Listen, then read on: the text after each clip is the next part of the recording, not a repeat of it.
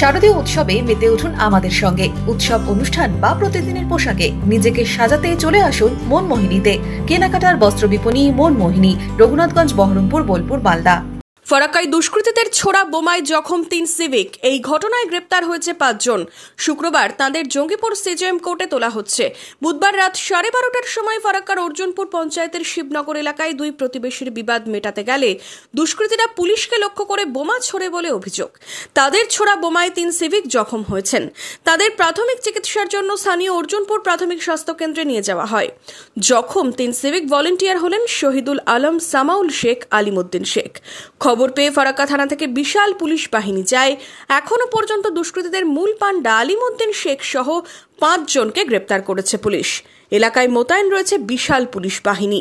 যদিও পুলিশের বিরুদ্ধে পাল্টা অভিযোগ বাড়িতে হামলা ও ভাঙচুরের। বাড়ি এসে দরজাতে তালা দিছে, গেট খুল তারপরে পুলিশে লাঠি মারলেন, লাঠি মেরে পুলিশই গেটটা খুলে নিলেন। গেটটা খুলে আমাকে মারতে লেগেছে, ভাঙচুর করেছে। পুলিশে কেন এখন কেন জানি বলতে পারছি না কিসের জন্য।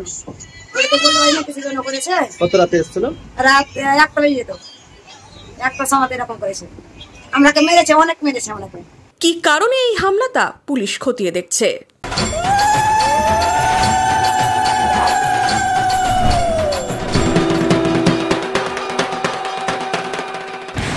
পাড়ায় পাড়ায় পুজোর লড়াই, পাওয়ার্ড বাই কেনাকাটার বস্ত্র বিপণী মনমোহিনী।